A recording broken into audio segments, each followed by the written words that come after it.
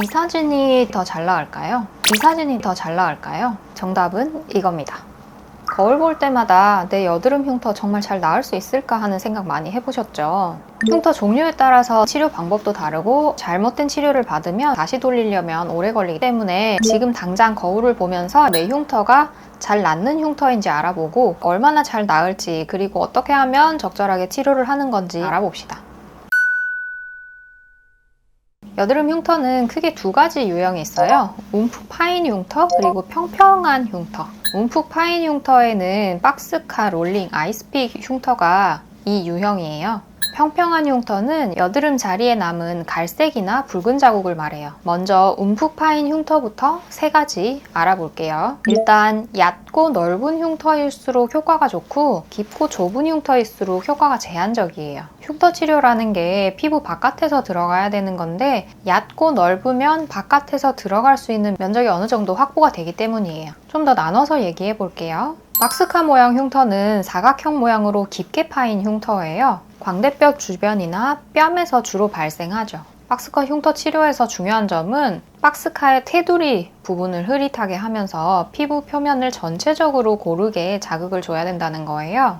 이게 어려운 작업이기 때문에 난이도는 중간에서 높은 편이라고 하는 편인데요. 개인적으로는 박스카 흉터가 관찰도 잘 되는 그런 흉터인 만큼 차오르는 것도 관찰이 잘 될 때가 있어서 난이도가 좀 내려간다고 봐요. 그래서 제 개인적으로 새살침으로 박스카 치료 난이도는 중간 정도로 얘기하겠습니다. 롤링 흉터는 피부 표면이 물결 모양으로 얕게 파인 상태예요. 롤링형 흉터가 아까 얘기한 것처럼 깊지 않고 치료를 위한 바닥면이 어느 정도 확보되기 때문에 치료를 잘 먹는 편이에요. 그래서 치료 난이도는 중간 정도예요. 수두 흉터가 대표적인 롤링형 흉터예요. 다만 차오르는 경과를 떠나서 환자분이 느끼시는 게 수두 흉터일 때와 여드름 흉터일 때가 좀 차이가 날 때가 있는데요. 수두 흉터처럼 흉터가 하나씩 단일하게 있는 경우에는 차오르는 게 잘 보여요. 그런데 보통 여드름 흉터의 경우에는 여러 가지 흉터들과 섞여 있는 경우가 많고 굴곡이나 음영에 따라서 흉터 모양이 달라져 보이기 때문에 있었는지 없었는지 잘 모르는 경우도 있고, 그러니까 좋아지는지 안 좋아지는지도 관찰을 잘 해야지 보일 때가 있어요. 그런 점에서 여드름 흉터로 롤링형일 때는 개인적으로는 치료 난이도가 좀 올라간다고 봐요. 지금까지 얘기한 두 가지 흉터의 치료에서 중요한 점은 흉터가 넓으니까 너무 급하게 치료하려고 강한 레이저나 필링을 사용하면 오히려 피부에 자극이 더 가해져서 붉어지거나 염증이 생길 수 있다는 거예요. 그렇다고 너무 약하게 하면 효과를 보기가 어렵겠죠. 그래서 흉터 깊이에 맞춘 맞춤형 시술이 중요합니다.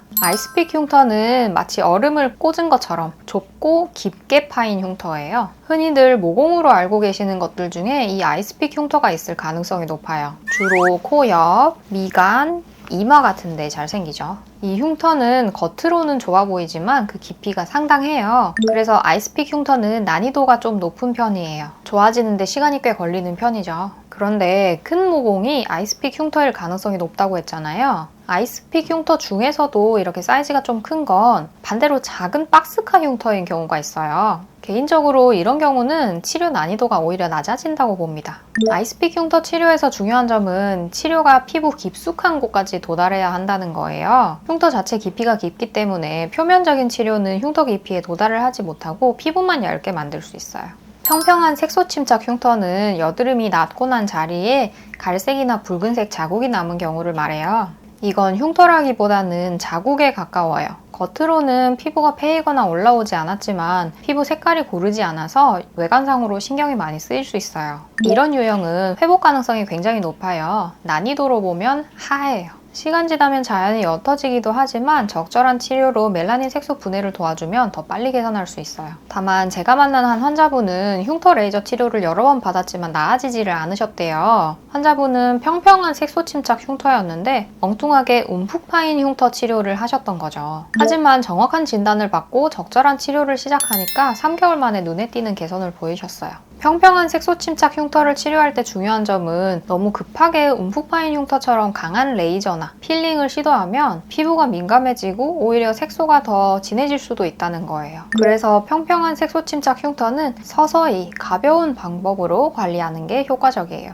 이렇게 나의 흉터 타입과 얼마나 잘 나을지, 그리고 어떻게 하면 적절하게 치료를 하는 건지 자세히 알아봤어요. 여러분의 피부 고민 이제 조금은 해결의 실마리가 보이시나요? 제가 이렇게 열심히 여드름 흉터와 새살침에 대해서 연구하고 여러분께 알려드리는 이유는 여러분의 자신감을 되찾아 드리고 싶어서예요. 올바른 정보를 가지고 있으면 불필요한 시행착오 없이 적절한 치료를 받으실 수 있다고 믿어요. 앞으로도 이렇게 피부 건강과 관련한 꿀팁들을 알려드릴게요. 구독과 좋아요, 알림 설정 꼭 해주시고요. 이 영상이 필요하실 것 같은, 도움되실 것 같은 분들에게 공유해 주시면 더 많은 분들께 도움이 될 수 있어요. 여러분의 아름다움을 되찾는 여정과 함께 할게요. 감사합니다.